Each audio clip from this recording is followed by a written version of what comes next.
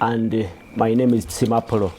Welcome. It's a long week, and it's time to sit and look at the headlines that made the week, and we put them into context. Again, it is the dialogue. It is the 13th day of November 2021, and we look into issues to do with politics, issues to do with the social-economic aspects and incidents happening across the country and the region at large. Welcome once again. As usual, the panel is set. We already have guests in the studios, and we will be joining other studios across on the network to look at these matters of national importance. And well, like I said, it was quite an eventful week. Only that we had a setback. We had a setback on matters of security. We have been talking about issues of terrorism the whole of these 2-3 weeks, but again we had incidents of bomb blasts going off, and we lost citizens in this particular week. I'm talking about an incident in Kapeka, an incident again in the same district of Nakaseke. At least 3 people died in those bomb blasts, but we still think that that matter will be handled well by the people concerned. I'm talking about the security agencies in this country. But again, on Sunday, we received the news of a possible resurgence of the M23 rebellion in the Democratic Republic of Congo, our immediate neighbor in the west. And that is after an armed group attacked 2 villages in the northeastern province of Kivu, and that triggered an exodus of refugees crossing the Uganda border into Uganda, and by Tuesday at least 11,000 refugees were registered in Uganda. Only that after 2 or 3 days, then we had good news that some of them were returning back to their country after the rebellion was somehow quelled. And of course, that tells you about the volatility and the fragility of the security situation in the Great Lakes region, and also that poses questions on what can be done to resolve all these conflicts. Not only in the DRC, where we know that there are about 5 rebel groups operating in the eastern part of the country, but again we have a volatile Sudan, not only the Sudan but also the southern Sudan, that volatile region in the Sahel. But again we can also cross over to the Horn of Africa, where the Tigrayan People's Defense Forces, another rebel group in the northern part of the country, is battling or has been battling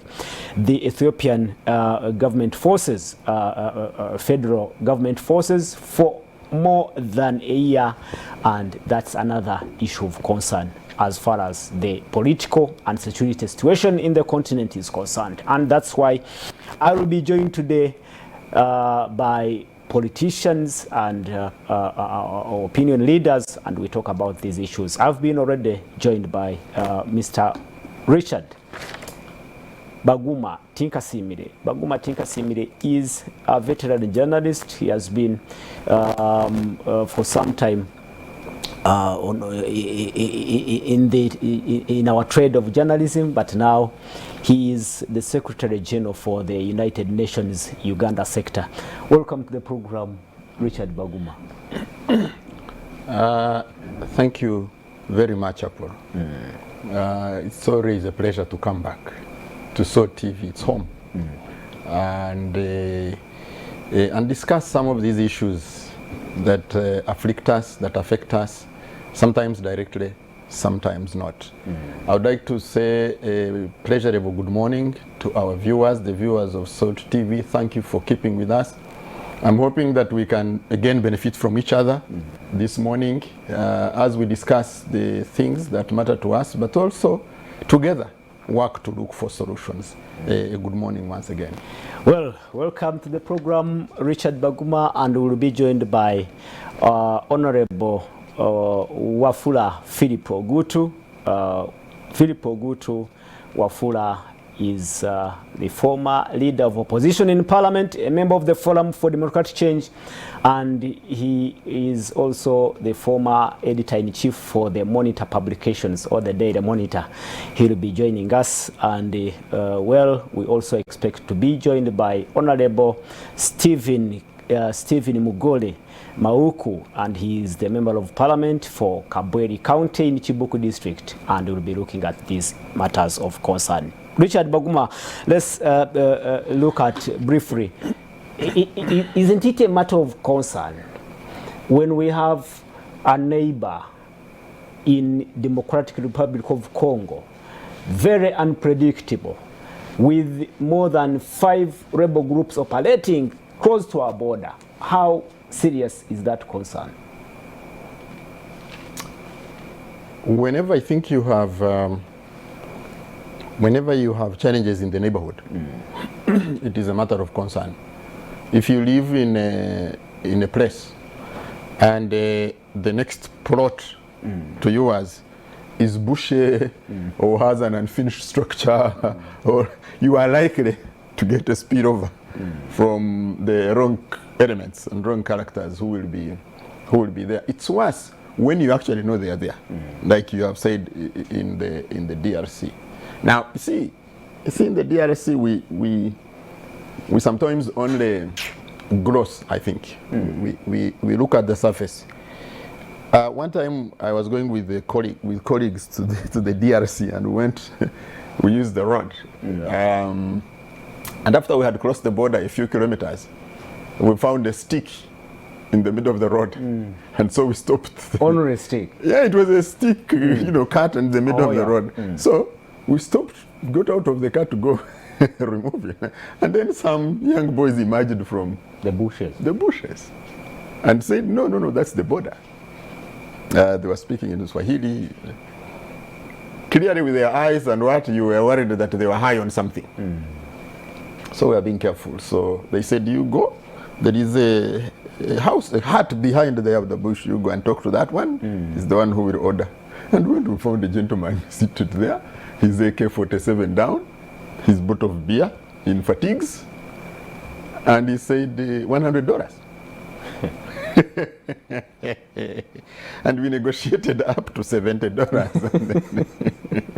And then we crossed. So while we talk about the 5 or so rebel groups, the former ones that we know that will have a name, some spokesperson, including the ADF, you have all the other territorial warlords who will spring up. So it's not that easy. But also, you see, you also have these militias guarding. You see, the times I have been to that part of the Congo, our closer part, they have more airstrips for me than they have roads. Yeah. But you see, between you and me, Apollo, we know that it is expensive to construct and maintain an airstrip. So who does? Okay. Yeah. How come the money is there for the airstrips and there's no money for the roads? So it is a concern, a major concern for us, that you have a neighborhood which is a constant source of insecurity for you, true. Which is a non-ending source of people who need help.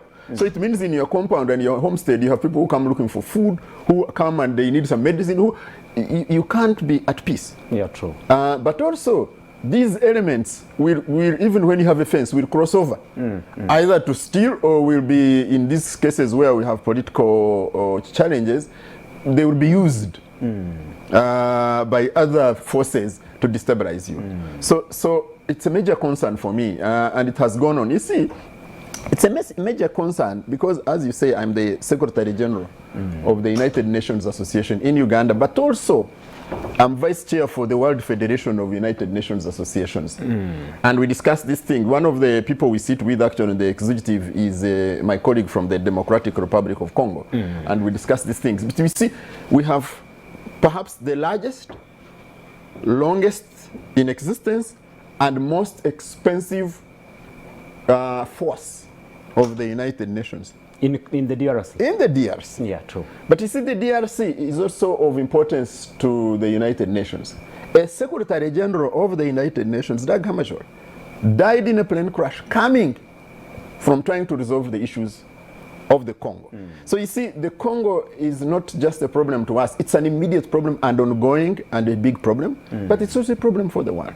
Now, part of the world, starting with, for example, the Belgians. You know, the Congo was owned, was a farm or a ranch, I don't know what to call it, but the personal territory of the Belgian king. Who was a personal estate.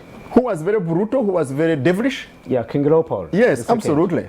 Now, when you tell me that my colleagues from Belgium are coming to be helpful to the Congo, the first thing they should be doing is to have a formal apology to the Congolese for the brutality, the looting, the heinous things they committed against them. They keep resisting. And then we go on. It's been documented that the Central Intelligence Agency of the Americans are the ones who were behind the assassination and the killing of Patrice Lumumba.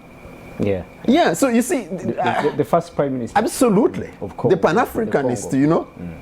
And then they supported an extremely brutal and gluttonous and dictator of Mobutu. So you see, this is not just...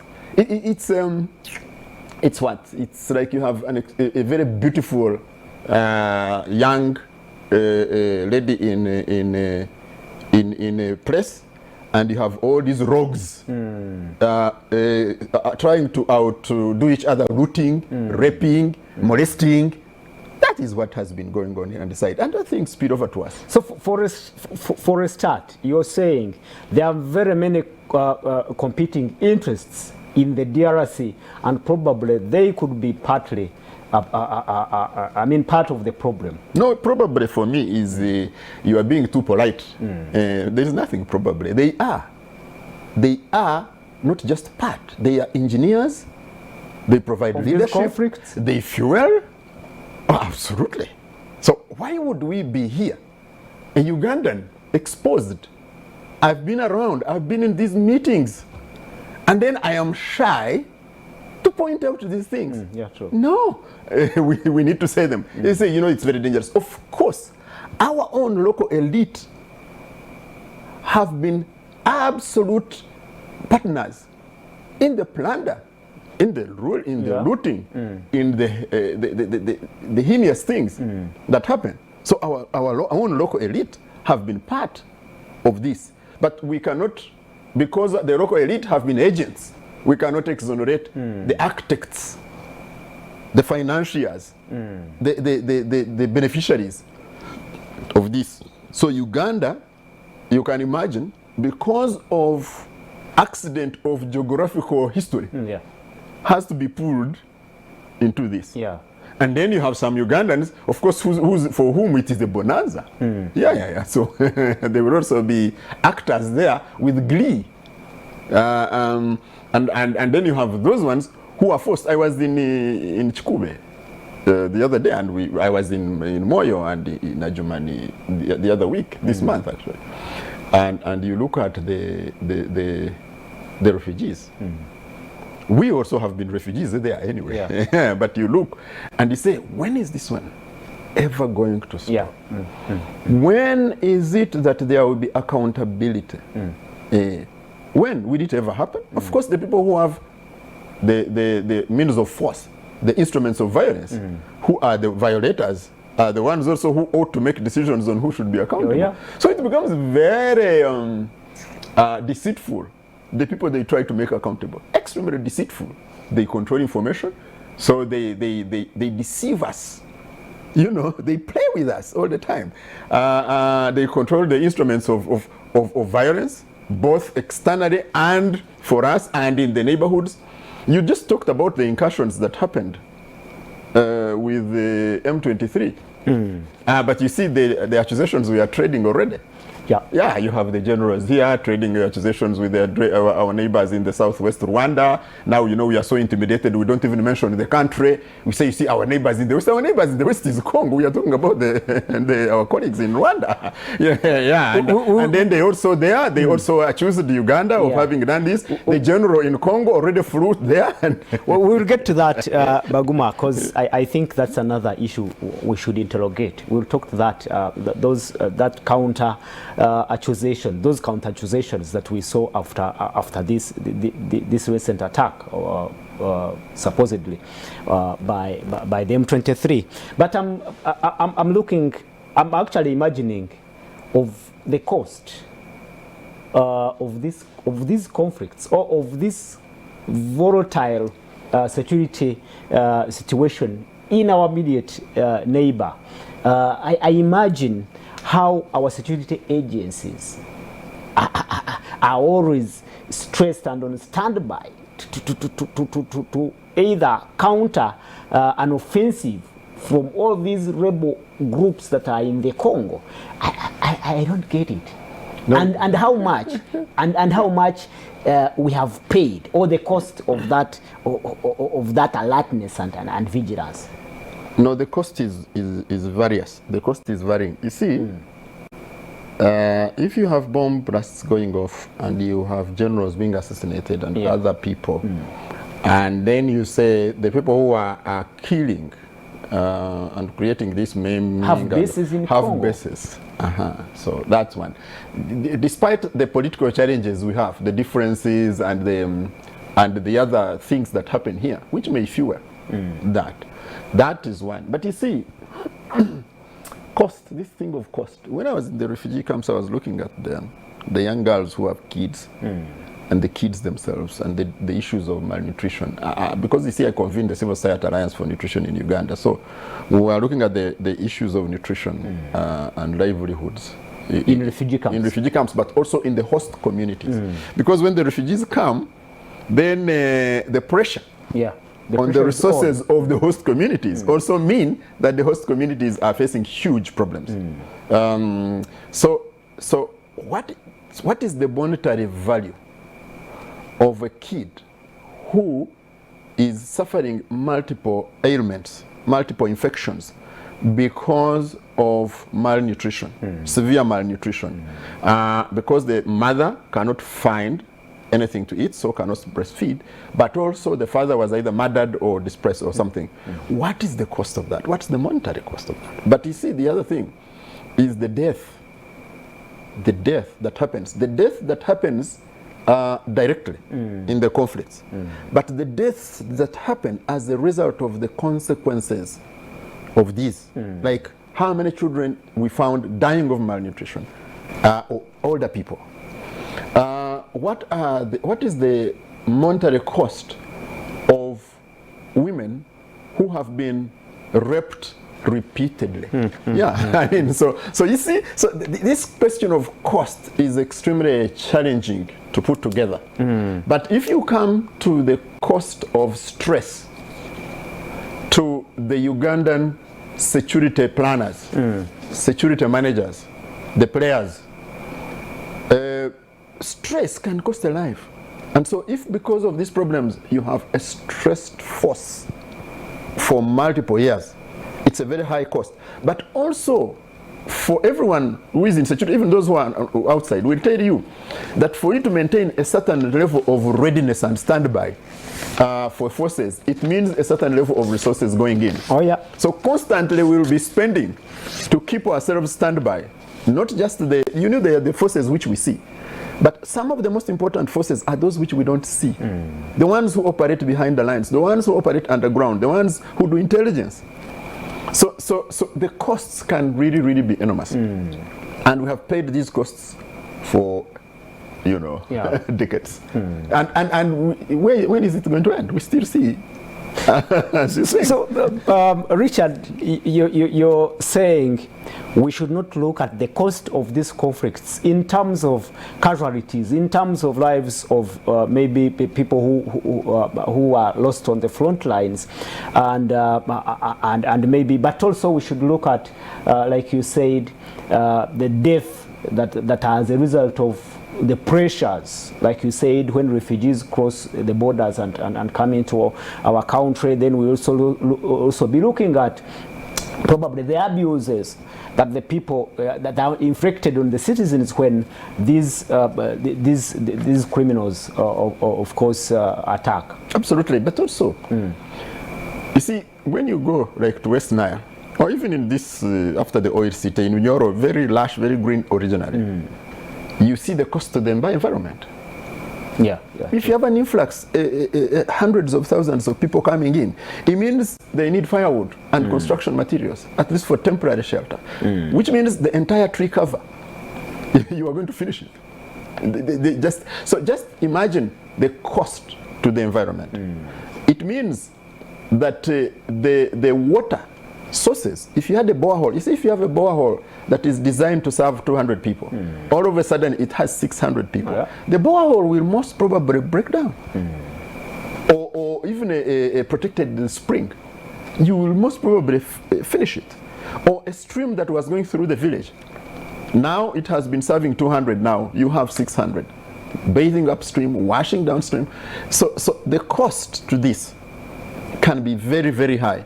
So why do you have the cost to human life? Why do you have the cost for security? You have also cost to environment. Imagine these times where climate change is such a global crisis, and you accelerate it because of displacements. So you have so much, but also when people are in trouble and in stress, they tend also to respond poorly even when they have treatment and health, but they also tend to go to the other things that bring more problems. Gender-based violence does increase, we know, in these circumstances. Usage of alcohol will, go up, increasing violence and whatever. Usage of drugs, including even among the young, will also go up. So the costs are way, way beyond what is obviously visible to quick assessment. And as a country, we have to deal with all this. Imagine a health unit, and this is what we are seeing. The health units, a health unit like in Moyo, which you design a health unit that is supposed to serve 10,000, 12,000 people. All of a sudden, another 12,000 come. So the health worker will be totally overwhelmed and exhausted. The supplies you bring, the pharmacy and other supplies, will be very, very quickly exhausted and finished. What can you do to that? But also the facility itself, the mothers who come to produce, how do you handle them? What can the nurse do? So all these, just an influx of 12,000 people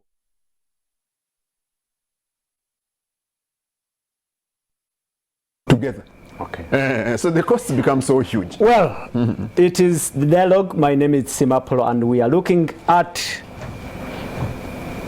the cost of the conflicts in the Greater Lakes region, and we are talking about the recent resurgence of the M23 rebellion in the Democratic Republic of Congo, and that is exactly why we need to join Honorable Philip Wafula Ogutu, the former leader of opposition in Parliament, a member of the Forum for Democratic Change FTC, and he is also the head of the major committee, a panel for the People's Front for Transition, a wing in charge of strategy and planning for the new political formation in the opposition in Uganda.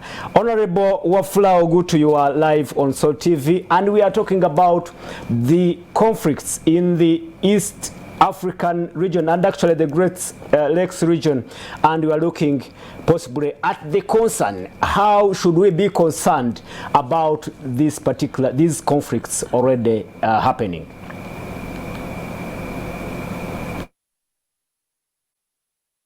For affording me an opportunity to interact with the Ugandans on this very important and persistent question or problem or challenges. I'd like to send my greetings to our viewers I'm glad that the topic being discussed is a matter that right now is concerning Ugandans greatly. But my intervention would be is that why do we persistently have a problem in the Great Lakes region, particularly around Congo? It is not a matter that has come because of what has happened of recent. There has been a problem since the 60s, since the 50s. I think Africans, and particularly we Africans in the Great Lakes region, should try to understand why this conflict.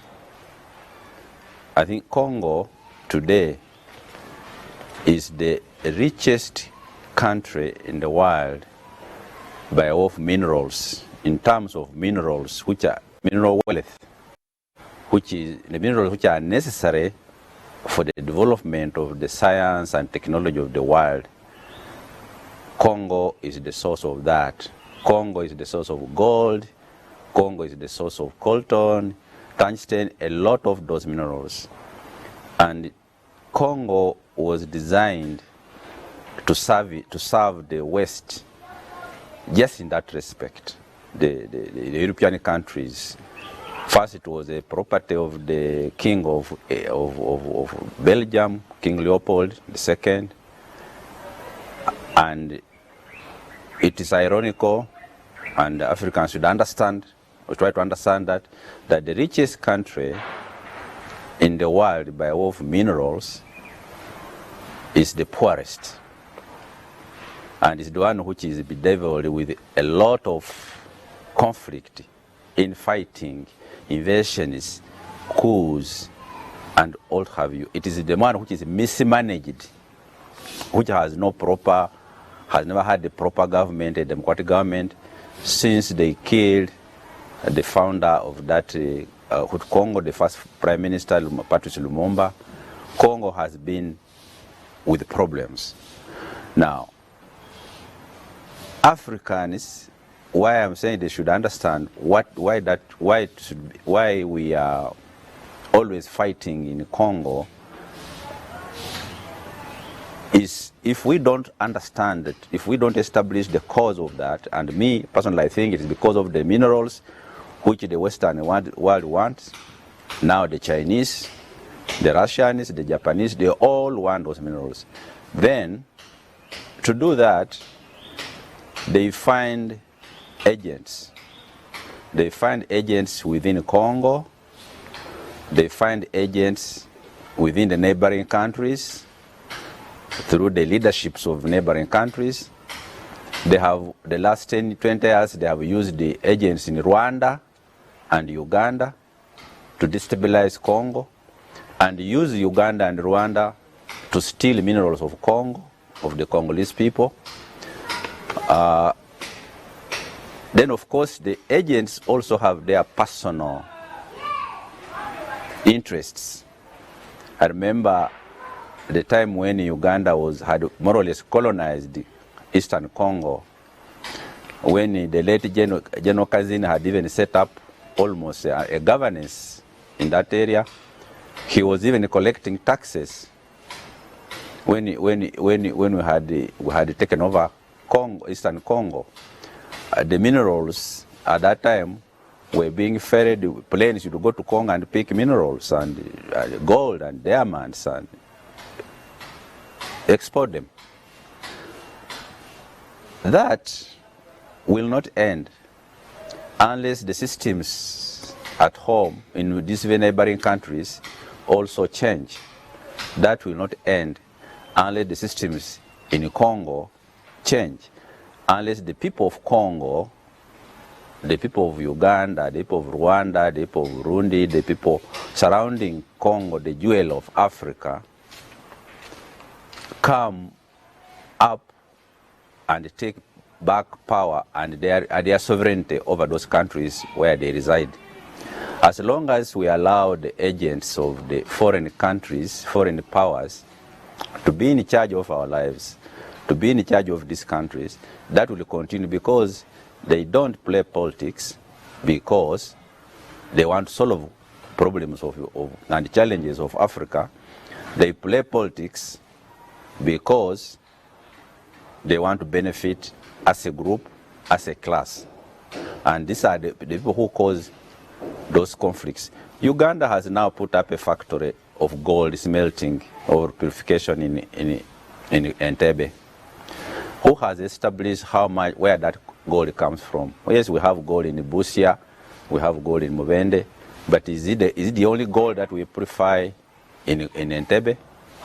Who owns that factory? Who benefits from the gold from Congo? Who benefits from the timber? Who benefits from all these things?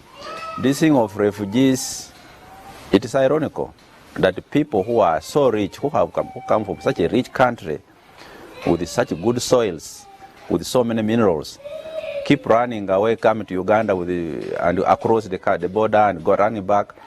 That problem can only be solved if we sit down as African people to ask why. Why must we? Why should Africa remain the way it is? Why? We are the only race which are not proud of our own race. We are the only race which are not proud of, who don't care about our sovereignty as people of this continent. We let everything be done. Bring in all sorts of advice from people who don't have interest for us, who don't care whether we live better or well. There have been the clips of videos when the Wazungu or white people are having meetings, the business people, and they are saying they can never allow Africa to develop and they control their own minerals. That will mean if they did that, it means the European societies, their lives will become more miserable, because they don't have resources among us in their countries. They depend on resources from us, from Africa. What is there that Britain has got? What is there that France has got? Japan? What do they have to live on their own? If the Africans developed and began to use their resources as they should. Recently, I was happy to read that President Tshisekedi of Congo, of DR Congo, announced that they are not going to allow Congolese minerals to be taken out of Congo unprocessed without value addition.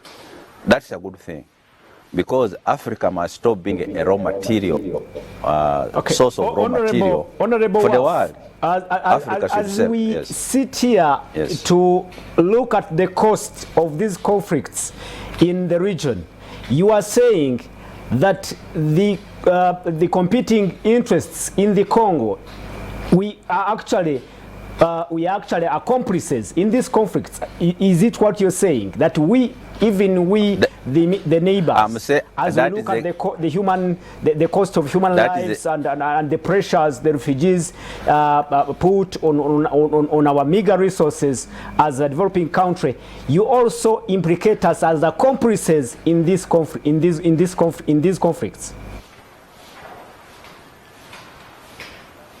It is so obvious that our rulers are beneficiaries of the conflict in Congo. It's so obvious. It's so obvious. And it's so obvious that even if you go legalistic, the Congolese have gone to the international court, and it has been proved that we have gone to Congo to loot, to plunder and rape, and we have been sentenced and charged $10 billion to pay the Congolese people. That is so obvious. And then of secondary, why this conflict, the recent conflict is there, is the fight for supremacy of the people who descend from the Bachwezi between Museveni and Kagame. Who should be the leader? That is also another conflict. It's an ego question, no much meaning of resources, but ego, that between Museveni and Kagame. Who should be in charge of the Banyua Rwanda, or there's a name another name they brought, but the more popular one is the Bachwezi. Who should be the leader, the emperor of that? That's the fight there. They also take that to Congo, because Congo has got a big section of Bachwezi people, or descendants of Bachwezi, and Uganda and Rwanda and Burundi and northern Tanzania, that is also a small conflict. Then of course there's a conflict between the imperial powers, between the Chinese and the Western world. They are also conflicting in Congo, but the underlying factor is minerals. And if I got you right, yes, Uganda is an accomplice in committing crimes and causing trouble in Congo. So is Rwanda.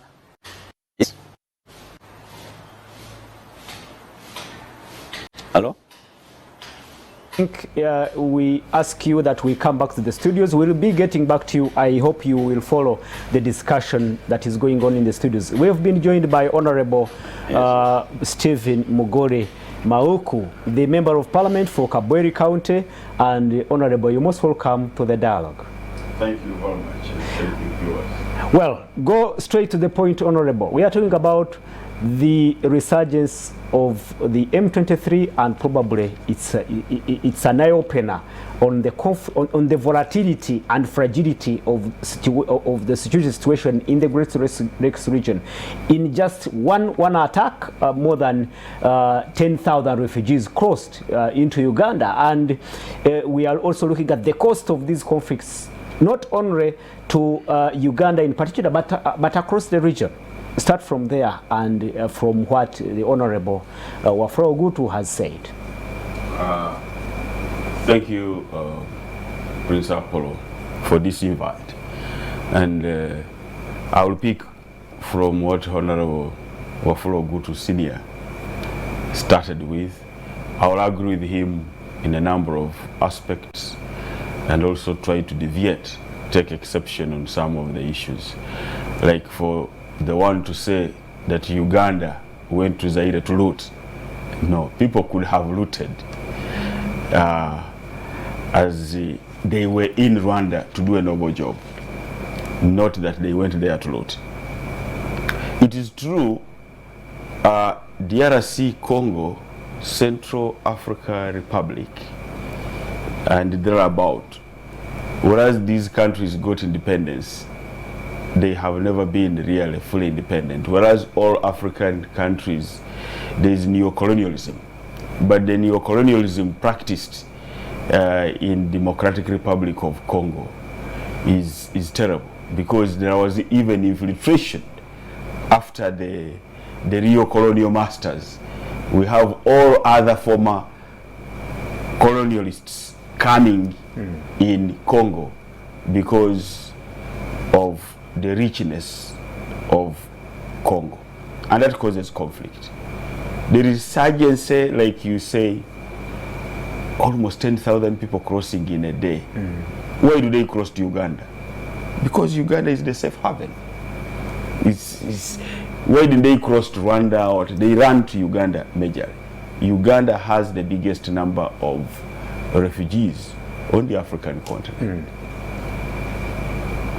And that comes with a cost, because your question is the cost really of conflict. The cost of conflict. You know, the pressure put on the population of Uganda whenever we get these refugees is high. It is incredible. Diseases, cost of medication, health, education, every social service rises because of the influx of people. And they come on with other cultures. You find some of our girls even pregnanted with the refugees, or even some of the men this side pregnanting the refugees. They go back with fatherless children. This is a huge cost to society. And whenever there is a conflict like that, there is travel advisories by the very foreign agencies. Please don't go to Eastern Congo. And when we say don't go to Eastern Congo, obviously, even our national parks, like in the Semiliki area, they are affected. The Bwindi, Mugahinga, the Gorilla network, the Virunga, we are Actually, affected. I'm aware that some tourists, as they plan to come, they plan to tour the whole region, not only one country. Yes, and like the gorillas are, Especially foreign tourists. yeah, like the gorillas are only in 3 countries. That is Uganda, majorly, Rwanda, and Zaire, because the borderline there they go. So you sometimes track gorillas into Rwanda or into Zaire. Uganda, So that is a huge cost to all these nations because of the conflict within DRC. That is always really not borne by the DRC people themselves. That's why you see UN, you see everything, everybody is there trying to fight a conflict which does not end. Why hasn't there been a struggle to end this conflict? The issue is Africa itself. Uganda stands tall in regard to security. I believe in this continent, it is Uganda that has assisted other countries in securing its people. You saw the insurgency that was in Somalia. Without Ugandan troops being in Somalia, I don't know how Somalia would be standing today. We went to Liberia, we've been DRC, we've been everywhere. And the main purpose was because there was conflict there. Not caused by Uganda, but Uganda because it wants to stabilize, first of all, the East African region and the Great Lakes region. These are issues we have been discussing. Last month we were in Nairobi. I'm a member of the International Conference of the Great Lakes region. I'm one of the 5 members of Parliament representing Parliament, our Ugandan Parliament to the Great Lakes region, which constitutes 12 countries. So I understand these conflicts. And the formation of this Great Lakes region, one of its major component was fight of conflict. But Honorable, as you say, or as you, I don't want to say you claim, that Uganda has always stood tall on, trying to pacify, to involve in pacification of this region. But again, Honorable Wafula Ogut raised the pertinent issue of being an accomplice and actually benefiting from these conflicts. Probably, we may not be doing enough to stabilize the DRC. Yeah, the issue Because of that interest. No, it's not the interest. It's not what drives us there. Uganda has never gone to DRC just major as an accomplice. It is sometimes as hot pursuit. We have been having ADF. No, you know what happened in 1999, the Kisangani 1 and 2 wars between Uganda and Rwanda. And the genesis of, and actually he mentioned about the case in the International Court of Justice where Uganda is liable to pay $1 billion in claims. 10. $10 billion. Whatever the case is, whatever caused that conflict, it was not Uganda. Not about fighting for resources. Not fighting for resources. We had ADF by then. Did we have ADF by then? And they were terrorizing that region. Whereas we say Kazini was there as the person in charge, and people may have made mistakes, which they made, because if that ruling was made in the courts of law, to mean the mistakes were made by individuals, but not by government. Government's intention was to secure its borders, to secure its people, because of the ADF who were there. And you see that the privilege of ADF up to today, Okay. they have been even killing our people with it up to today. Okay. So with that, Uganda did hot pursuit, number one, did protection of its territorial boundaries, and also protected its people. All right, Baguma, in just a few minutes, talk about the issue of being accomplices in this particular conflict as raised by Honorable Wafula Ogut. And what it means. No, you see, okay, in the effort to pacify the region. one of the things it means is that we have a bill of $10 billion to pay. I don't know if you know Uganda's annual budget in dollars. Yeah. So, but that's one of the things. But you see, the other thing, there are two things here. There is where you are a willing accomplice. There is where you are forced into situations. Yes. And I think these two things have happened. And it's disingenuous. It is also dishonest for us not to recognize that on one hand, we are forced to be there. To be accomplices Yes, absolutely. in the conflict. You see, I told you that when you have a plot next to your compound, which has an abandoned structure or is not developed at all, and it is full of tall grass, criminals are most likely to use it as a hub, and they will be crossing to your compound. So can you, as a responsible head of a household, sit by and allow that one to go on? Realistically, you see, states like the United States and the Western world, they move from over continents and oceans to defend their borders.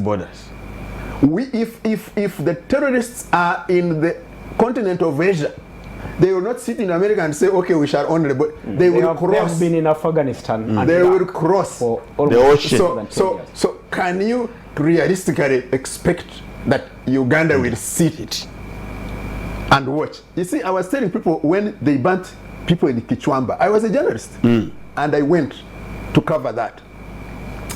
If you have been to the borders of Uganda, in Busia, in Ediofe, up in how do you even know that this is the border? It's top sea. The people speak the same language. They look like the same. The other ones are cousins. Oh, excuse me. My father, has aunties singers in Tanzania, in Karagwe. And those are my relatives.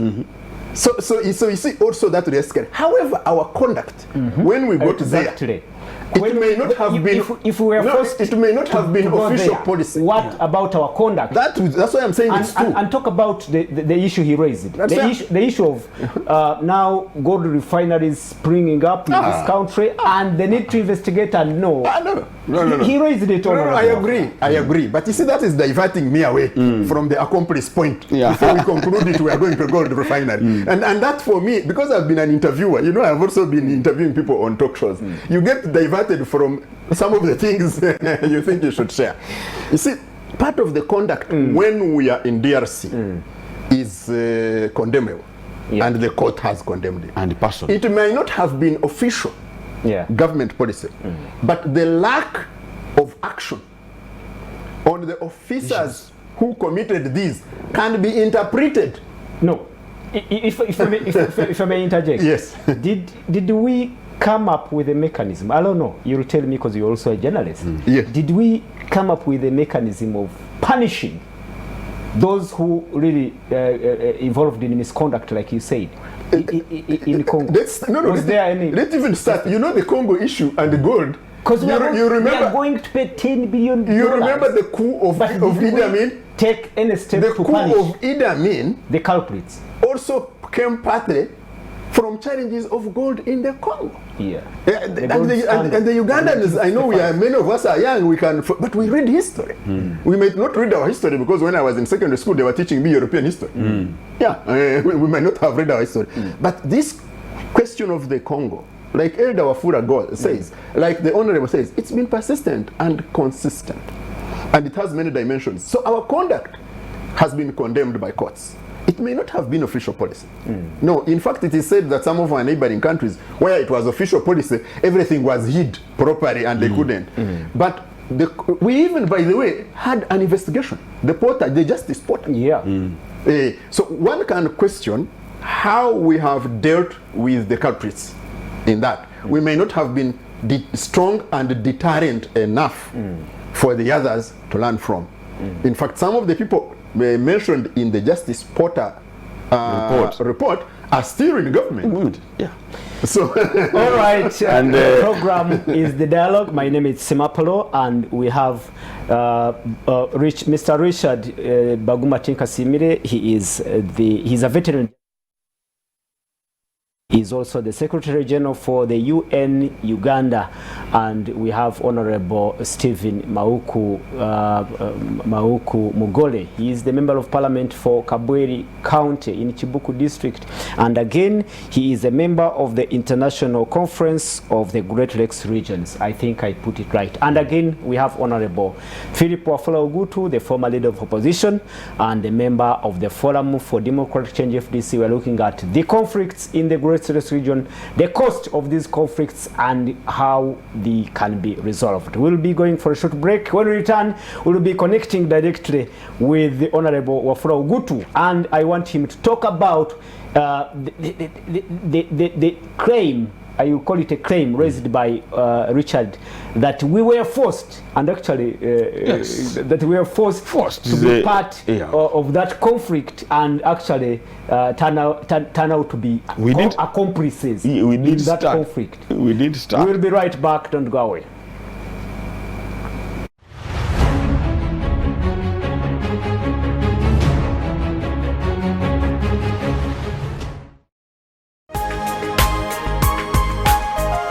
Soul Television, Femunyo.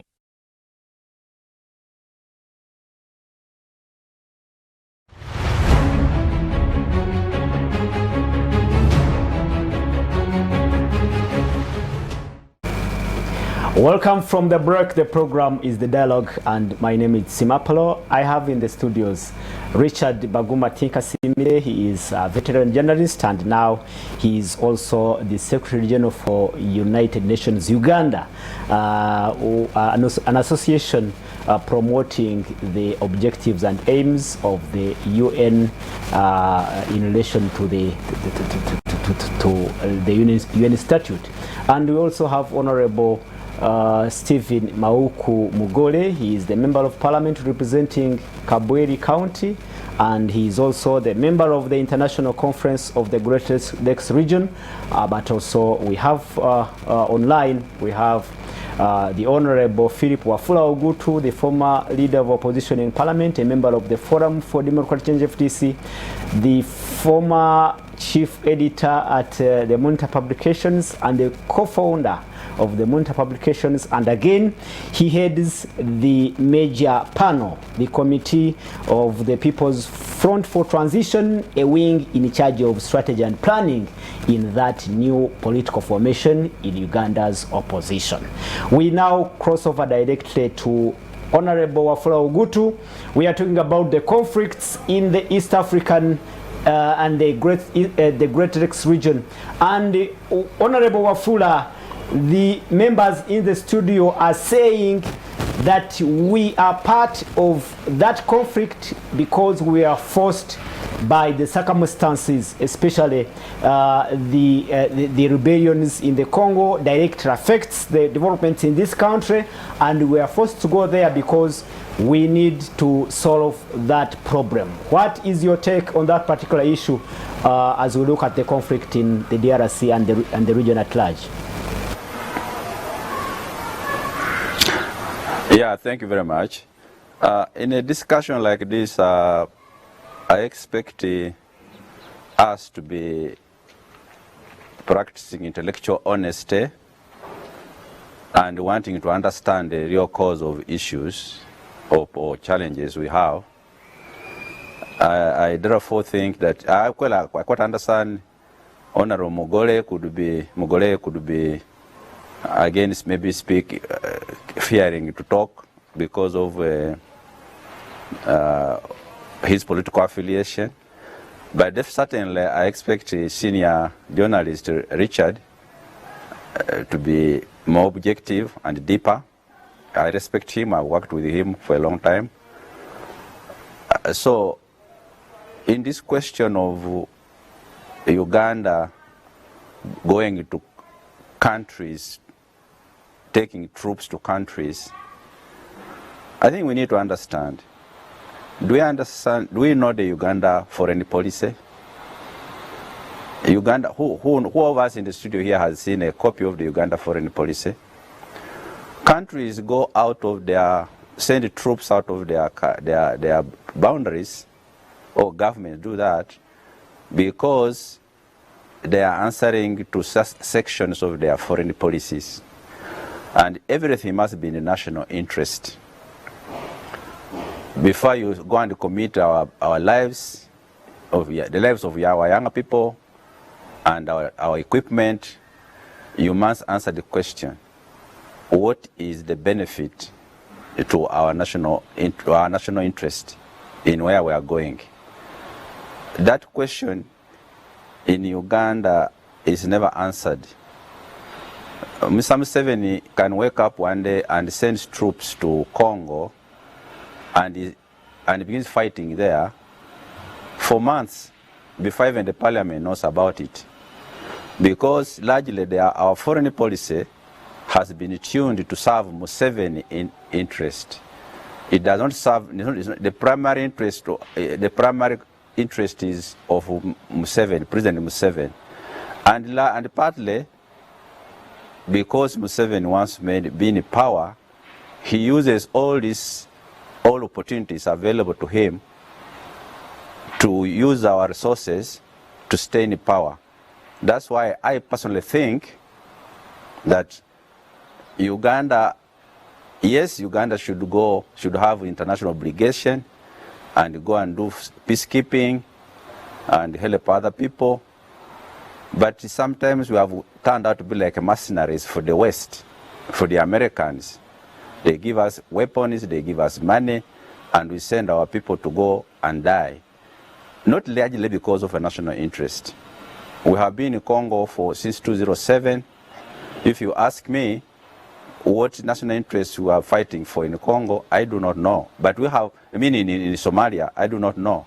But yes, we have international obligation as a member of the UN and as a member of AU to help others where there's need, but not forever. So what am I saying? Is that Uganda foreign policy is not clear. Museveni interest is bigger than our national interest. That's why he will not call a Security Council of the country, incidentally, where he can't allow the opposition to sit, and he will not brief them that this has happened, our interests are threatened here, our businesses, our lives, or what have you. He will not do that. He will decide in his bedroom, maybe with his madam, and maybe his brother and son, and he sends troops. You have been seeing the son itching to fight in the Congo, he's fighting in Guinea, to fight in the Tigray, because the Tigrinya are part of the Bachwezi, all that bullshit, you know. Sorry about using the word that word, but all that is things which can sometimes come into our foreign policy.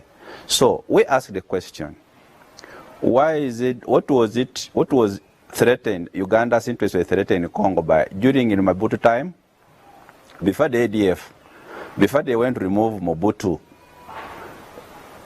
Why would Museveni agree to be removed by neighboring troops, his government? Because he has done a lot of terrible things here. He has abused the constitution, he has raped it, he has oppressed people, many people have been killed here. Would he allow to be removed by foreign troops from neighboring countries? He did that in Congo. Why if we are talking about dialogue, why did they not try to use dialogue in Congo? But because we were doing the bidding from Americans and the British and the Belgians and the French, we went to remove Mobutu. And then now the issue of ADF comes. But why do we have ADF? Why do you go to solve problems in Congo, in Somalia, in South Sudan, in Liberia, in Equatorial Guinea, in the Central African Republic, but you are not solving problems in Uganda? Why ADF? Why is ADF in Congo? Why is ADF there at all? These are young people, mostly Muslim people. Why are they fighting Museveni? Why? They are not fighting Uganda. They are fighting Museveni's government because they feel oppressed. Who has sat down to try to understand the problem of ADF? We are discussing here. I wish we were discussing that. The question of why are the ADF in Congo? Why are they started by being in Bunyoro? They because of pressure and the firepower of the NRA or UPDF, they went into Congo. But why doesn't Museveni ever have dialogue with the people who don't agree with him so that he solves it? The Honorable Mugole was saying Uganda is a haven of peace. Yes, maybe it is not. Maybe just because we have food and people have their relatives across, they come here. But is Uganda peaceful? You can't be peaceful when people are dying they are dying every day. When people don't have much to eat. When just 1% of the people are controlling the whole country, the resources, they have captured the state. It can't be peace. It cannot be peace. So Uganda needs to negotiate, to dialogue among themselves. If we do, ADF will come back. I remember one time I had a conversation with President Museveni during the Konyi War, and at his home in Nakasero, at his Nakasero State Lodge. And I was asking him, why did he not dialogue? Why couldn't he dialogue? That's the week of the Atiaka massacre. And he said, no. He can't dialogue with the criminals. He will have to finish them. He will have to kill them. And I said, but he went to Nairobi to dialogue. He was also a criminal, killing people from the standpoint of the government of the day. He was also killing people. So we should learn to dialogue. And if we do, Africans learn to dialogue, we shall block off those who use us, who use the foreigners, who use us to fight amongst ourselves.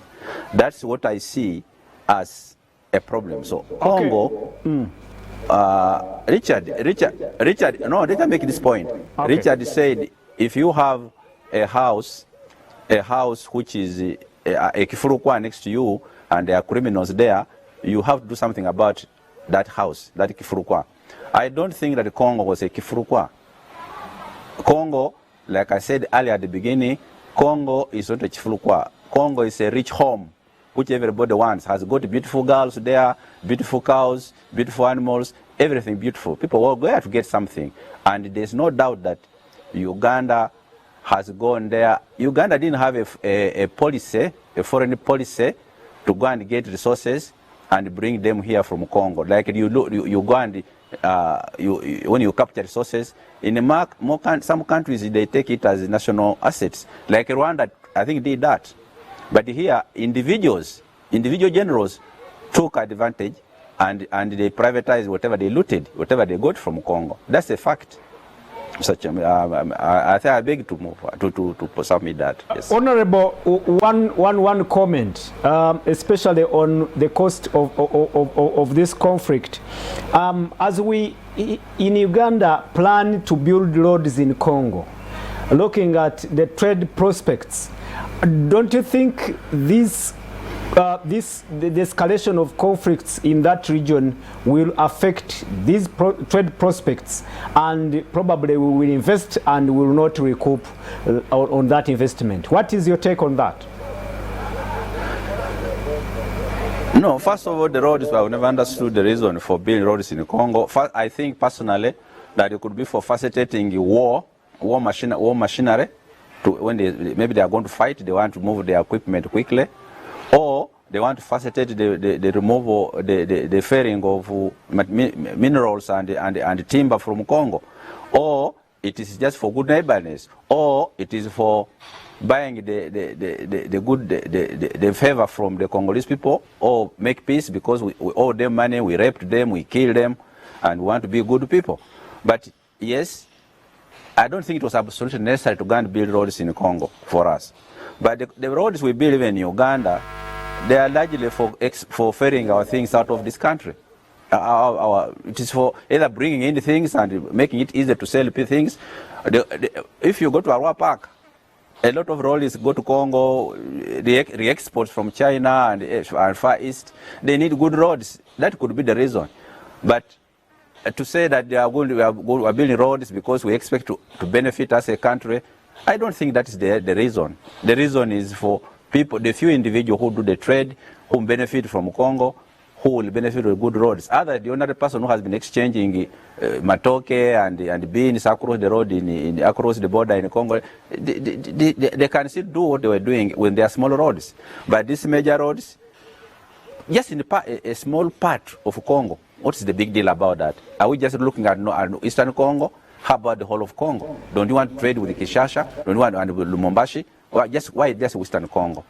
All these things, you know, normally we never analyze, we never go deep there. As a race, we are very shallow intellectually. We never go deeper to analyze why some things are done. We don't do that, and that's why we remain stuck in the mud, rotating around as a condemned race. Thank you so much, Honorable Wafula Ogutu. We'll be getting back to you. I hope you will need to listen to the responses from these panelists in the studios, and then we come back to you as we conclude. Yes, I will. On this topic. Honorable Stephen, I think one issue he raised. That he's unable to speak. Yeah, you are a member of the NRM and you cannot bring out the issues. That was his claim. But again, he talked about an unclear foreign policy that we have as a country. We don't. I think he has a point. Before I go there, I will end with that. Because there are a number of issues he said that, first of all, being an NRM, that I'm not a rubber stamp NRM. No, I'm not constrained in making a clear statement. And that's why he said Uganda has never gone to any country to plunder. It is its people who are there because of their positions who plunder, maybe individually. And that causes a problem. And Uganda was wrong not to punish these people who have caused this particular debt on Uganda. Which we may not even be able to pay. But we must look at the cost-benefit analysis of involvement and non-involvement. If my brother Wafula says that even the roads which we are just making these roads for people to take away things, that's not true. We import more than we export. So these roads assist us bringing in things. But the roads, the government is to build 1 kilometer stretches into Zaire is to export more than to import. He talked of an intellectual debate. Now let us debate intellectual. Where is the cost-benefit analysis falling on the negative and the positive? It is falling on the positive in Uganda. When we build those roads, there are more exports we are going to take to Zaire. No, he alluded to a possibility of constructing these roads. I'm coming there. Even that. Probably accelerate. I would have no problem in even what he says. Even if we have to do hot pursuit, we need good roads. So I don't have a problem even having good roads to take machinery, as long as Uganda is safe. Because we must secure a border of a country where I can take the two. Like Richard says, being a bush with a haven of thieves. Or being a lucrative area, but again with a haven of criminals. It can be a very rich country like it is, but there is a haven of criminals because of the richness of the country. And we must protect our border. Okay. And the roads, because the roads will go to centers where these other people can buy these goods and take to Kinshasa and whatever. That's the beginning.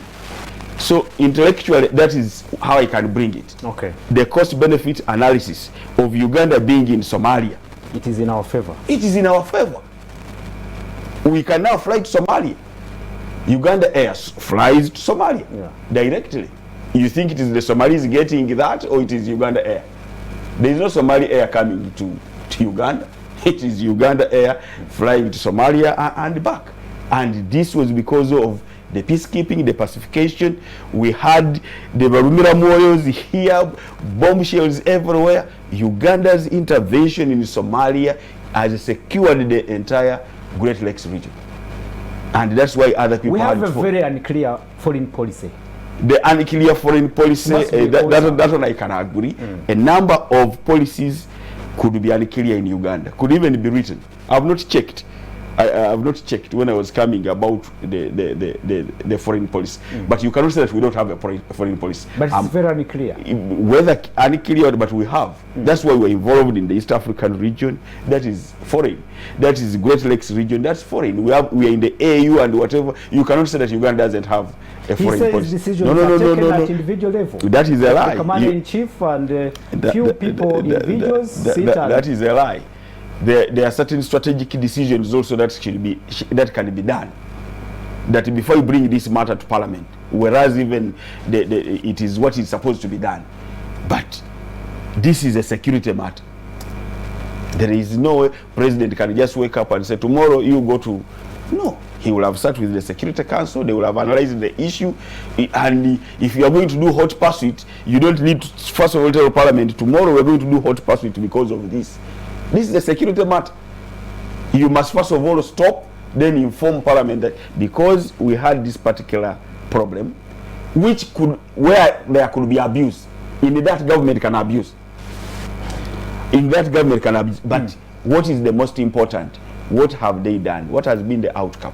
Is what we have to look at. Finally, from you, Honorable, he also alludes, Honorable Wafula Ogutu also alludes something about resolving conflicts. And I remember, probably we may not be good at resolving conflicts. We have a neighbor with whom we have crossed borders for more than 2 years, and we look at him as a brother. But doesn't that show you that probably in fact Uganda has never closed borders with Rwanda? But we have not resolved Rwanda closed the border, and Uganda is resolving that conflict. And as it's Uganda's quest not to do what Rwanda wanted us to do is part of the solving of that conflict. And I think the best conflict resolutor outside this country in the Great Lakes region has been President Yoweri Museveni. Really? I can assure you. And like we say, the issue of Great Lakes region is an African question. Is an African question. Africa as Africa Union must come together to resolve issues of Africa first. Uganda, like my brother Wafula was saying, that why would you fail to resolve issues in your country? And we resolved. We don't have any rebel or faction within Uganda. They are all operating from outside Uganda. If they want to come, that's why Uganda has to secure. On the southern Sudan border, on all where we can feel that there is going to be insurgency, Uganda has to be there. Okay, Richard Baguma, you start from there. An unclear foreign policy, our reluctance to resolve conflicts, maybe because we have interest in Congo, we don't want to resolve that conflict, and probably the issue of the outstanding conflict, simmering conflict with Rwanda. 2 years down the road, we have not resolved that impasse. And again, I would want you to also interrogate the fact that probably could it be that someone is not happy with us going into Congo, and the M23 is coming up again, because we signed agreements actually few weeks ago with Congo to start building the roads, and then M23 comes up, and I don't know if that tickles your mind on that particular issue. You see, the challenges that we face are very complex. And like I said at the beginning, we have the likelihood to gloss over them in a 1 hour, 2 hour talk. But we must also use that time, whatever little time we have on stage, to share our own assessments and our honest thinking. You see, I think one of the things that Senior Wafula Ogutu talked about, and you see, it is, I get very happy because if Wafula says we have worked together, which we have a long time, here and outside this country, and he says, I respect it. I take that very much. I respect Wafula very, very much. And he talked about dialogue. Now, one of the greatest impediments to dialogue is when we have differing views and opinions. And that's why we dialogue, because we start with the differing views and opinions. And then the other party who does not agree with you is therefore adjudged as intellectually dishonest, as out of depth, shallow, as disingenuous. That is never a foundation for dialogue. And so I would like to appeal to my senior to also have this foundation for dialogue. I think it's key, because I see this all the time, that whenever you have your views and honest opinions, and the other party disagrees, then yours are dismissible, they are looked down upon, they are condemnable, and you know, so that I think is something we need to deal with in this country, but also in this, Doesn't the issue of also Rwanda, in this region. doesn't the It issue fits of in there. Rwanda It fits in what I'm talking about. Yes. That you see, when we are differing in opinion, when we are differing in assessment, then you are what can I say, politically bankrupt. Then you are intellectually shallow. Shallow. Then you know you get all these labels. But also, in many instances, you are an enemy. And so we need to examine this and look in the mirrors on our own selves. What do you see? And you see, what I see is there is translucency in the dealings between institutions It's not very clear. and individuals. Absolutely. And so there has to be enough pain on both sides. There also has to be enough maturity to bring people together. It can't just be on individual friendships. It also has to be on strategic interests. That brings together people always. In fact, I can tell you many times, Apollo, you will drift away from your brother when you start having, even if there are social differences. If he becomes Muslim and you are a Christian, you start drifting. So you have to have deliberate maturity and make painful efforts. Change some of your. Looks like, Richard, we have not done that. Who is we? I mean, taking that pain. No, who is we? In the interest of resolving the conflict. No, who is Because we? now, wait a minute. Now, it is actually now coming. It always comes back to President Museveni. He has always talked about being a negotiator. That he has negotiated with the Bamuze's group of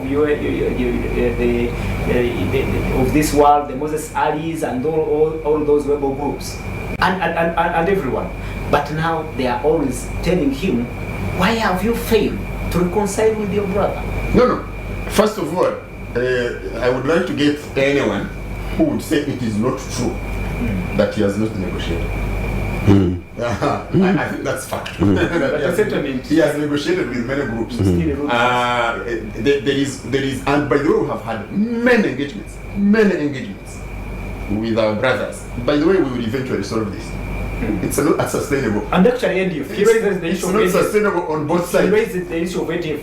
Why have we failed to negotiate with ADF? But who is ADF? I think we should also. Which structure? We should be asking ourselves who is Who is ADF? What structure does it have? What metamorphosis Is ADF has ADF undergone? undergone? Relating to IS, relating to all this. So we must not trivialize some of the things that need to be done. But there's work that must be done now, and there's work that must be done mid-term, and there's work that must be done long-term. For me, the first point is that you must protect your citizens. Yeah, true. You also must protect those who are not your citizens but who run to you. Yes. I think there has been a fairly good job in doing that. And sometimes in doing that, there has also been a violation of the rights of the citizens. Yeah, our Also country. True. Yes. So that must also be condemned. Our- Accountability must be Done. demanded. That's also true. But you see, because one is true does not mean the other one is not. And that's why I say dialogue. That's why I say the honesty must come. For me, that somebody wakes up from dreams or from slumber and makes foreign policy decisions, I think is also being contemptuous to some of these players. So whatever the differences or the disagreements you might have, I think sometimes certain levels of contempt must be managed for dialogue to happen. So yes, President Museveni is very contemptuous, of course, for these many people. And they were talking about, I don't want to talk about this Bachwezi problem, but I can talk about Tigray. You see, some of the things, a tweet can have a personal impact. Yeah. And I can give you my own example. My children live and go to school in Ethiopia. But because of these tweets by a lieutenant general in this country about Tigray, I have had to withdraw my children. They are now here with me. I'm trying to Really? see. Yes, because you see, when the children are going to school, in a Ugandan embassy car. And the people on the street are shouting at the car. And they can see it is hostile. And the casual conversation in the evening on phone with them, they say, but what did you do in Uganda? They are shouting at the car now. So what if there was a small little accident with the border? They would probably ban So my you children. agree that those messages were Can be reckless. were uncalled They for? can be reckless. And if you are in a certain position, a lieutenant general commanding the forces of the Republic of Uganda, you must be, you should be intellectually aware of the impact of your actions, including a tweet.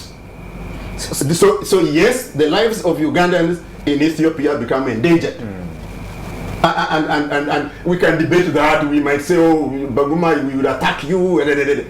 But this has happened. Yeah, that. Right in my compound.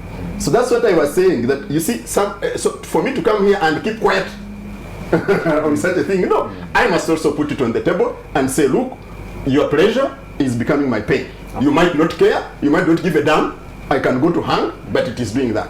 Okay. So our actions, our reactions, our statements, or our keeping quiet can have impact on us, but on our neighbors. Okay, Richard, I think you though you didn't want to talk about the Bachwezi talk and everything, but No, it's diversionary. I would be perpetuating somebody's diversion. Wait a minute. Why should I be perpetuating somebody's diversion? I cannot allow you, Apollo, to make me part of somebody's diversion. Why you not allow? Wait a minute. I think that there's a bigger picture I would want to relate to. The issue he raised, Honorable Wafula Ogutu, of egos and wanting to be superior in the region, that claim for supremacy in the region. Don't you think it is also playing into these conflicts? No, for me the question I ask is who doesn't want to be supreme in their space? They front for something. What is the name of that front for which is the head of a committee? The People's Front for Transition. It wants to be supreme, obviously. So you don't find any problem with No, I did not say that. the leaders, I did not say that. influential leaders in the region fighting for supremacy. You see, if you are a leader, you are influential. Anyway, so you cannot be a leader and you are not influential. Then how can you be a leader? So yes, all leaders are influential. They have different levels of influence. Absolutely. But you see, we must subject our egos to the common good.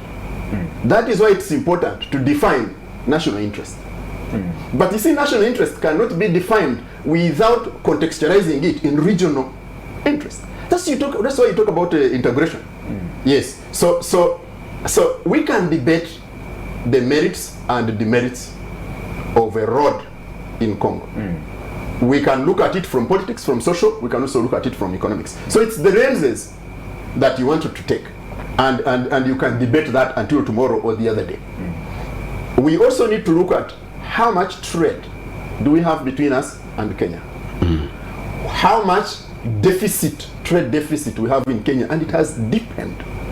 What do we need to be doing? A few years ago, we had a balance of trade. You just look at it now.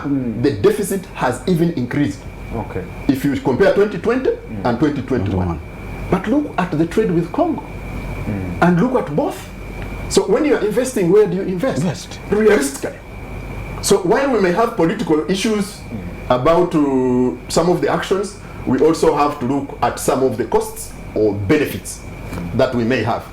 And you see, building brotherhood sometimes means bending over, and that's what you're talking about. Maybe we need to bend over both for Congo and for Rwanda. But we also must have some bending from both parties. Is that what he's raising, the issue of egos? Yeah. And I am saying that partly the egos of the leaders put them where they are and put us where we are. All right. Well, program is The Dialogue. My name is Simapolo. We have Richard Baguma Tinkasimire, a veterinary journalist and the Secretary General for United Nations Association of Uganda. And we have Honorable Mauku Stephen Mugole. He is the Member of Parliament for representing Kabweri County, a member of the NRM. Of course, and we have now to join Honorable Philip Wafula Ogutu, the former leader of opposition, and now he heads the major committee on the People's Front for Transition. Honorable Wafula Ogutu, you can now come in and react to the responses from the studio.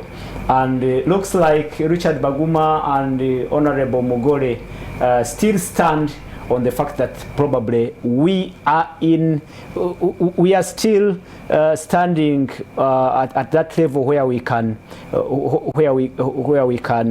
we can still resolve these conflicts. Yeah, thank you very much. First, I would like to point out to my colleagues in the studio that I didn't mean to demean anybody or to dismiss anybody. I didn't use the word shallow. I only said intellectual honesty. Sometimes circumstances cause us to have intellectual dishonesty because we are fearing something. But I know that the discussion has been very nice and very, very, very rich.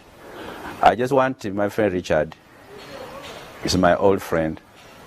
Richard, I wish we could engage ourselves on the question of why there's a conflict between between Rwanda and Uganda. I don't think there's a national interest of Uganda injured by Rwanda, and I don't think there's a national interest of Rwanda injured by Uganda. I think that is a problem of two people or a clique of people. That is what I think. But unless you people know more, because you are in a position to know more, Honorable, that conflict is, yes? Before you proceed. Yes, please. Are you saying the conflict is between one or two people and it is not affecting Ugandans? Looking at how the border has been closed for more than 2 years. Is it what you're trying to imply? I say, no, I'm not saying that. I'm saying the conflict, the cause of that conflict is not because Ugandan interests were being violated by Rwanda, and not because the interest of Rwanda people was being violated by Uganda. I'm saying the conflict must be about persons. But because there's a conflict of true elephants fighting, even when they are making love, the grass suffers. So the conflict is between the two. Look here, we have Rwandan people, or Rwandese people, helped this government to come to power here. They fought, they lost people, they died for NRM to be in power here. Equally, Uganda people died in Rwanda, taking those people back to their country. Initially they would say it wasn't true, we never participated. It is all rubbish. It is true, we planned, and Museveni went away to UN, Saleh was head of the army, went away, and Rugema was in charge of the country. And he took all the resources he wanted to go and fight, and Uganda allowed that. So that's why even recently, after some time, Rwanda people recognize the position or the contribution of Uganda to their liberation. So why is it that countries, a people who helped each other into liberations of their countries, why are they fighting each other? I don't see any problem between me and the Rwanda person. What conflict? Why should there be a conflict? The conflict is between Museveni and Kagame, period. Who has benefited from that closure of that border? Who has benefited? Apart from Museveni trying to protect himself. And those conflicts, such conflicts, encourage or enable the foreigners to enter in African conflict, African situations. Uganda could be used by mineral hunters in the Congo. Rwanda will be used by mineral hunters in the Congo or wherever. And they will have this conflict and instability on the continent because it is not entirely caused by foreigners. It is because also of our own small interests and small egos that we weaken points where foreigners come and use us and destabilize the continent and keep us in the mud. This is what I'm saying. Honorable Waf and so I think. Go right ahead. Go right ahead. Go right ahead. Yeah, and Mr. Mugole, I would like to, and even Richard, this question of dialogue, this question of ADF, you don't say, Honorable Mugole said, oh, Uganda, there's no insecurity in Uganda because ADF is not in Uganda. What is that now? ADF are Ugandans from all over Uganda, and more largely Muslim people, young people. So if they're out there, how can Uganda feel safe? Where they are killing people in Kampala, they are throwing bombs in Kampala, and you are telling us it's ADF. Then how can you say ADF, Uganda is safe? Unless you solve the problem of those people, why did they go there? Why did ADF come forward? Why was the ADF created? Why? That is what I expect of an honorable member of parliament to be interrogating. Why is ADF? ADF exists. They have told us several times that ADF has been destroyed. Has it been destroyed? It keeps on germinating like a shrub. So if it is there, we need to solve the problem. We need to see how best we can dialogue and be a people working together. We expend resources. We spend resources on Congo now in the war with ADF. There's resources which we don't have. We spend that. So if you talk to them, if you analyze, if you ask me, I do not know why the ADF is fighting. I just know that some of them are from my district, from Bujiri. They are young people. Why are they fighting? Who has ever asked that question? Mukulu is there in prison in Tanzania. Thanks to Tanzania, they caught him. They brought him here. Why? Who has ever talked to him why he is fighting? Isn't it necessary? If you have children, it can be a bad child. It could be doing wrong things. Why don't you talk to that child and find out what is the problem, why that child is behaving the way he's behaving? But you dismiss, oh, we are strong, oh, we have finished them, oh, they are out of here, but they keep coming and throwing bombs as you are telling us. So solve that problem. Talk to people, talk to the opposition. This country, Richard, I'd like to appeal to you. Me and you, I don't think we are proud of the Uganda we are going to bequeath to our children. I think we have done sterile things. I think there are many things we haven't done, which we should have done. That we have a country that is united, a country that has a peaceful change, where we can oversee a peaceful change of for another. We may not even see that. I'm beginning to see that even a change which will come will be violent. I'm beginning to see that the change which will come will be the foreigners could use again to destabilize Uganda. And all these 30 years or 40 years would have been a waste of time. Why would have wasted them? Because of selfish interests, because not being tolerant to others, because not being deep and the causes of the situation we are in. That is the thing which I think we, the older generation, we should be interrogating and helping these younger people to build a country that is different from the one we had, because we have been duka and fighting each other. Those are the issues which we should be ourselves as a people be engaging in. This is superficial discussing symptoms or refugees or suffering. No, that's immaterial. What is causing refugee? What is causing refugee to flee? That's what we should answer question. That's what the question should answer. Thank you. Honorable Waf, we only have a few minutes to close this show. And in this, thank you very much. Thank you very much. I will give you 2 minutes, Honorable.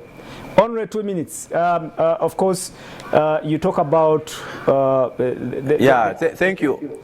Thank you. Wind up with what you think. Thank you for the program. Thank you for inviting me.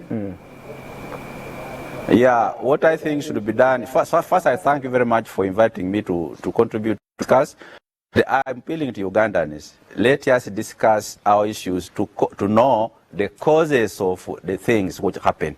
We should know the causes. We should stop discussing symptoms. We should stop discussing superficial things. We should discuss deep things.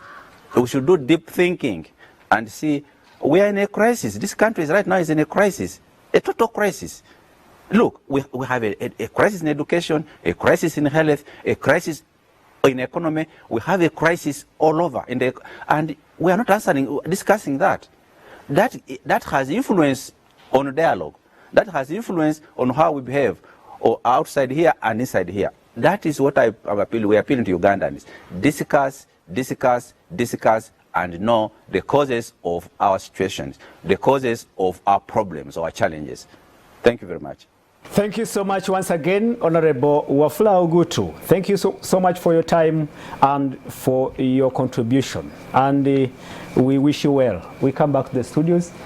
We wind up in just a few minutes. We have like 6 minutes. And I will start with you, Honorable. The issue of dialogue. Honorable Wafula Ogutu insists that we need to dialogue. And I can say Uganda has been very good at dialogue. Really? Very good at dialogue, and that's why we end up ending most of these conflicts. Whereas the current government came in using the gun, it has dialogued a lot. I can tell you, it is because of this dialogue that we have got the benefit. I will allude to what Brother Richard said. Having a bad neighbor, let us know, I will not say a bush with a heaven, just say a neighbor whose precincts are used to cause conflict to another neighbor. It can be a disco, if your neighbor is a disco hall where women are. There's a lot of riches there. They are buying booze and whatever, but after the actions that are done cause conflict in this area. That's why Uganda goes in. And I can tell you, we have got more benefit economically, majorly, and also security-wise. If we had not gone to Congo, if we don't go to Congo whenever there is conflict, we would have more problems than we are now.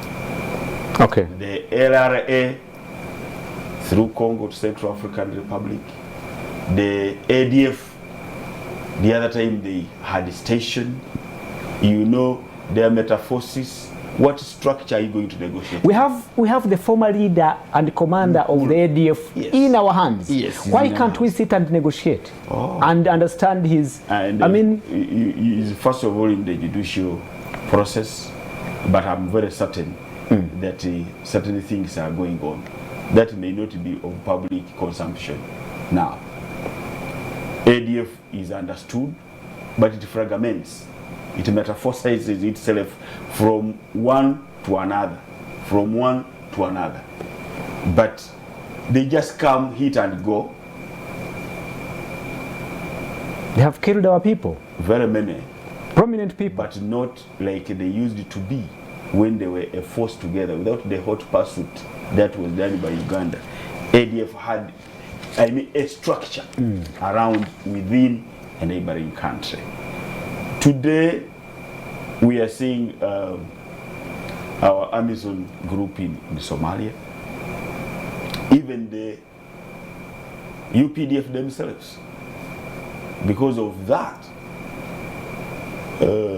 even the UPDF themselves, because of the salaries they get, that one you can't say they are planned. They get salary because of that peacekeeping, and these workers are now also constructing in their villages, some businesses here, and all that is money that comes to economy because of that peacekeeping. And we have stopped most of the insurgents I was talking about. We cannot look at the benefits we accrue from conflicts. I don't think it's. We couldn't right. even look at that. I was just trying to look at, but I'm talking generally. The benefit is the security. The benefit currently, once we secure that place, it is now economic general. Like we have now an airline going to that place. The business now, the Somalis can fly to Somalia directly, which they used not to do for over 20 years. Okay, are you seeing? Without a conflict resolution mechanism, not now with ADF or any other one, but with our political players in the country. We have IPOD, we have conflict resolution mechanism under the Great Lakes region, under the East African region. And even inside here, we have the iPod, where some of the main opposition say they don't want to belong. Because it is not working. It's not working. Once you are how do you begin something and you expect it to work there and then? When you cannot be at the extremes. The problem we have with the opposition, they are at the extreme. Honorable, they don't believe at all that NRM can negotiate with them. A concluding statement, Honorable. My conclusion is that our involvement into conflicts in the Great Lakes region that are majorly forced on us because of the circumstances that they bring to our country, the cost-benefit analysis is that we are on the positive other than being on the negative. Thank you so much. Richard, you only have 2 minutes. Yeah, thanks. 2 minutes can be a lot to damn or save the world. So we need to think about it that way. You see, we've kind of tended to go to dialogue towards the end of the program. You cannot have meaningful dialogue if you don't come to the dialogue space with objectivity. We must understand that objectivity is about truth, and truth is contested. There is personal truth, there is political truth, there is also objective truth. Now, objectivity doesn't matter what your personal or political truth is. We must be objective, and objective is based on scientific assessment. So we cannot say we are going to dialogue on an island. We must recognize that if we talk about Congo, there are interests from here. And we talk to ADF. And from elsewhere. Yeah, so that's important, that we must recognize that there are forces here, there are forces elsewhere. So when we are going to dialogue, while we may push certain things, we may have to convince around other things. So the first for me is objectivity. The second is listening. You see, mainly what human beings we do, we hear. We do not listen. The two are different. And many times people come to the table with anger. So to bring that, and you can see when people are discussing, even on television, you can see the anger is palpable. So that must be narrowed and brought together. But I also think that we must agree that this is a shared space. It's contested space, it's also shared space. Your concluding statement? My concluding statement is that, in my own view, I am living a fairly in better circumstances than I was when I was in primary school and younger. So my children are living in that. I must also say that I worry that it may collapse on us. And so each one of us, however angry, however different, however disagreeing we are, we must subjugate that to the greater good going forward. And I hope those that are better off should be the one who should be very much concerned. Yeah, you see, better off is relative. Better off in what? What does better off The program mean? Better off in Dialogue. what? My name is Simapolo, and I must thank my panel. I must thank Richard Baguma Tinkasimire for your time. Thank you so much. You're very welcome. For finding time and the contribution. And I must thank Honorable Stephen Mauku Mugole. Thank you so much for your time. And in a special way, I must thank Honorable Philip Wafula Ogutu for your time and for your contribution to the dialogue this morning. I must thank our viewers. Thank you so much for following. Thank you so much for listening and watching. You can follow us on Facebook and other social media platforms, Salt Media Uganda on YouTube, and you'll be watching again this particular program. I wish you well. As I say, a good afternoon. Let's look at how we resolve conflicts, because conflicts are costing us a lot in terms of development, in terms of social services, in terms of how we better our lives. Good afternoon and a great weekend.